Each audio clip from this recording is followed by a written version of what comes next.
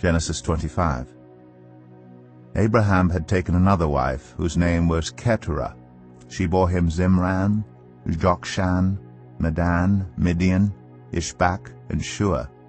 Jokshan was the father of Sheba and Dedan. The descendants of Dedan were the Asherites, the Letushites, and the Leumites. The sons of Midian were Ephah, Epher, Hanok, Abidah, and Eldaah. All these were descendants of Keturah. Abraham left everything he owned to Isaac, but while he was still living, he gave gifts to the sons of his concubines and sent them away from his son Isaac to the land of the east. Abraham lived 175 years. Then Abraham breathed his last and died at a good old age, an old man and full of years, and he was gathered to his people. His sons Isaac and Ishmael buried him in the cave of Machpelah near Mamre, in the field of Ephron son of Zoar the Hittite, the field Abraham had bought from the Hittites. There Abraham was buried with his wife Sarah. After Abraham's death, God blessed his son Isaac, who then lived near Beer-lahai-roi. This is the account of the family line of Abraham's son Ishmael, whom Sarah's slave Hagar the Egyptian bore to Abraham. These are the names of the sons of Ishmael, listed in the order of their birth: Nebaioth, the firstborn of Ishmael, Kedar, Adbeel, Mibsam, Mishma, Dumah, Massa, Hadad, Tema, Jetur, Naphish, and Kedemah. These were the sons of Ishmael, and these are the names of the 12 tribal rulers according to their settlement and camps. Ishmael lived 137 years. He breathed his last and died, and he was gathered to his people. His descendants settled in the area from Havilah to Shur, near the eastern border of Egypt as you go toward Ashur, and they lived in hostility toward all the tribes related to them. This is the account of the family line of Abraham's son Isaac. Abraham became the father of Isaac, and Isaac was 40 years old when he married Rebekah, daughter of Bethuel, the Aramean from Padan Aram, and sister of Laban the Aramean. Isaac prayed to the Lord on behalf of his wife because she was childless. The Lord answered his prayer, and his wife Rebekah became pregnant. The babies jostled each other within her, and she said, "Why is this happening to me?" So she went to inquire of the Lord. The Lord said to her, "2 nations are in your womb, and 2 peoples from within you will be separated. One people will be stronger than the other, and the older will serve the younger." When the time came for her to give birth, there were twin boys in her womb. The first to come out was red, and his whole body was like a hairy garment. So they named him Esau. After this his brother came out, with his hand grasping Esau's heel. So he was named Jacob.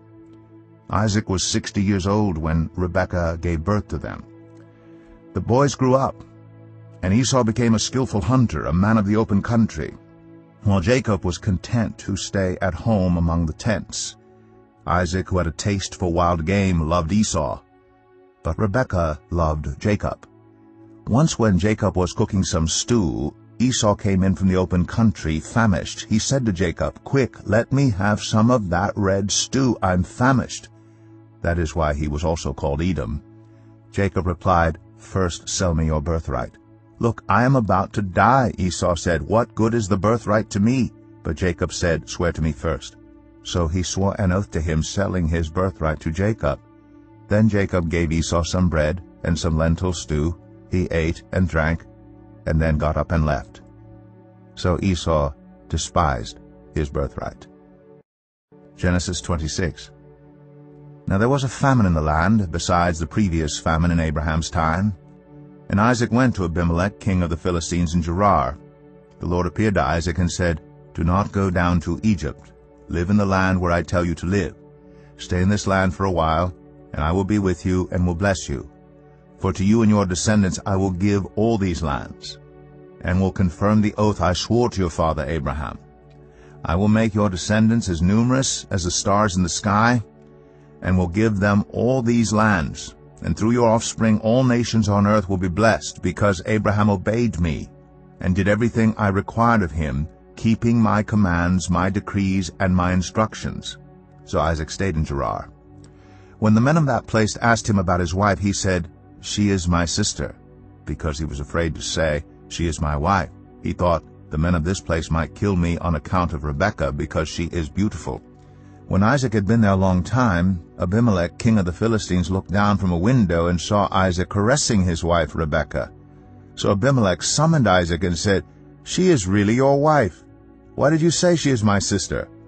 Isaac answered him, "Because I thought I might lose my life on account of her." Then Abimelech said, "What is this you have done to us? One of the men might well have slept with your wife, and you would have brought guilt upon us." So Abimelech gave orders to all the people, "Anyone who harms this man or his wife shall surely be put to death." Isaac planted crops in that land, and the same year reaped 100-fold, because the Lord blessed him.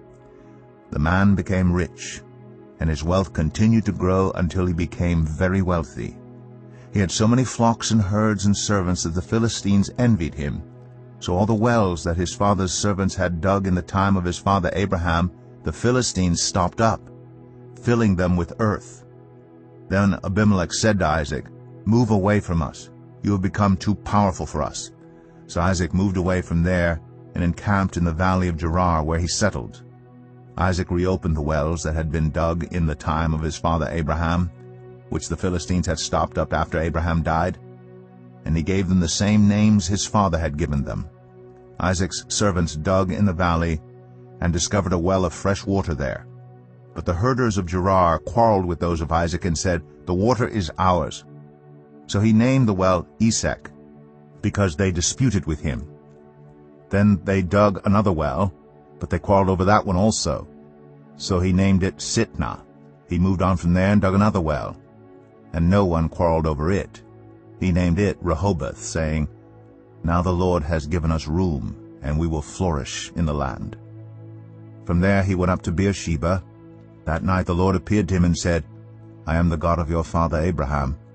Do not be afraid, for I am with you. I will bless you, and will increase the number of your descendants for the sake of my servant Abraham." Isaac built an altar there, and called on the name of the Lord. There he pitched his tent, and there his servants dug a well. Meanwhile Abimelech had come to him from Gerar with Ahuzath, his personal adviser, and Phicol, the commander of his forces. Isaac asked them, "Why have you come to me, since you were hostile to me and sent me away?" They answered, "We saw clearly that the Lord was with you, so we said, there ought to be a sworn agreement between us and you. Let us make a treaty with you that you will do us no harm, just as we did not harm you, but always treated you well and sent you away peacefully. And now you are blessed by the Lord." Isaac then made a feast for them, and they ate and drank. Early the next morning the men swore an oath to each other. Then Isaac sent them on their way, and they went away peacefully. That day Isaac's servants came and told him about the well they had dug. They said, "We found water." He called it Sheba, and to this day the name of the town has been Beersheba. When Esau was 40 years old, he married Judith, daughter of Beeri the Hittite, and also Basemath, daughter of Elon the Hittite. They were a source of grief to Isaac and Rebekah. Psalm 31. For the director of music, a psalm of David. In you, Lord, I have taken refuge. Let me never be put to shame. Deliver me in your righteousness. Turn your ear to me. Come quickly to my rescue. Be my rock of refuge, a strong fortress to save me.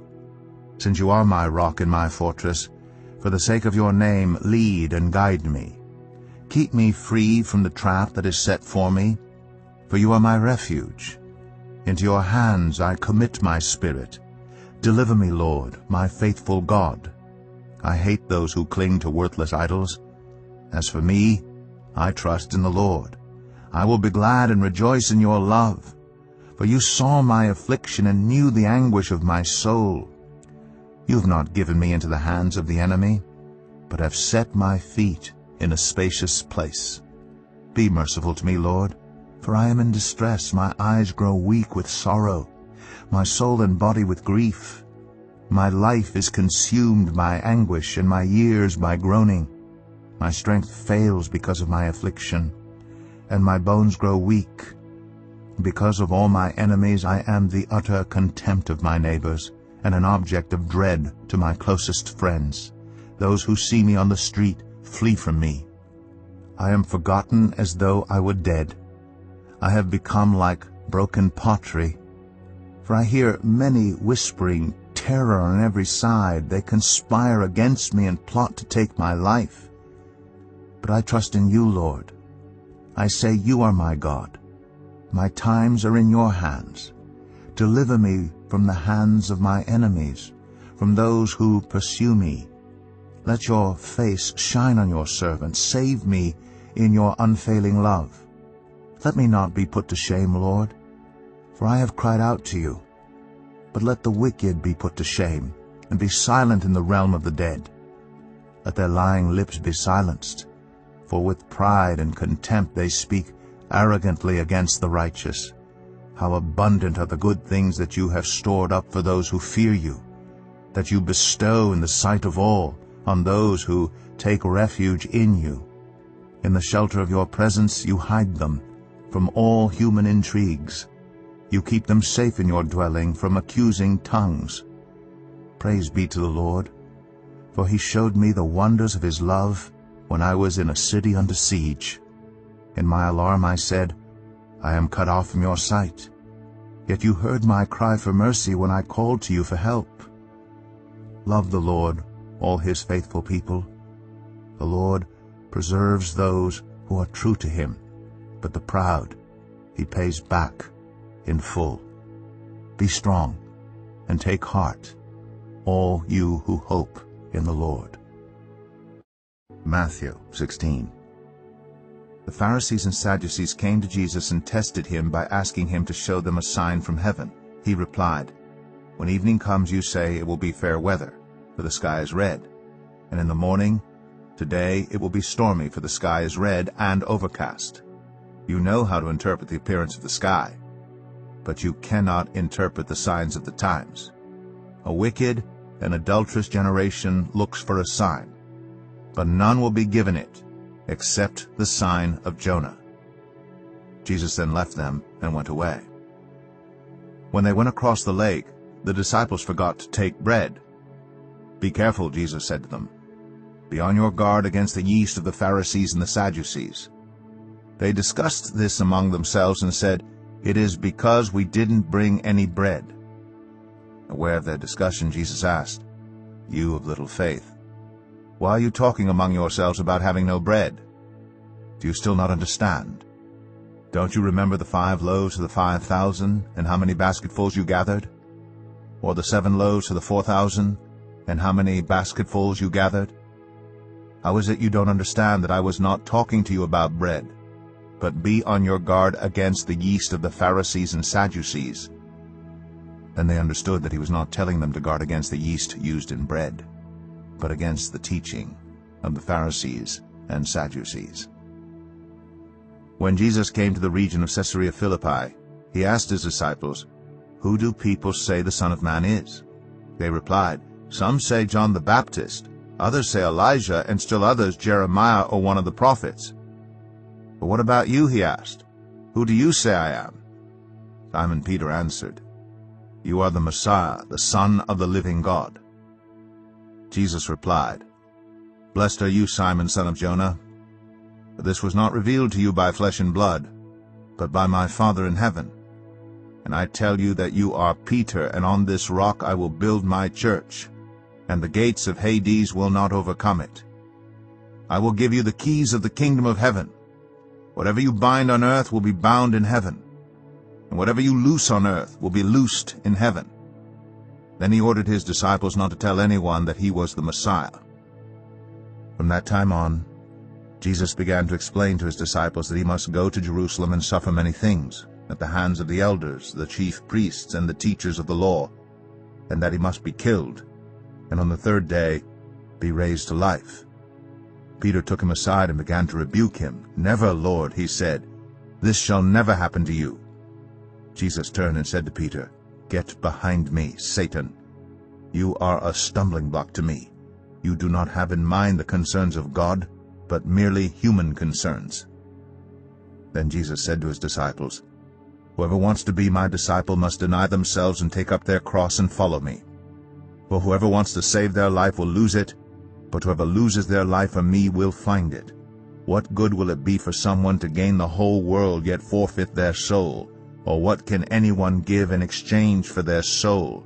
For the Son of Man is going to come in his Father's glory with his angels, and then he will reward each person according to what they have done. Truly, I tell you, some who are standing here will not taste death before they see the Son of Man coming in his kingdom."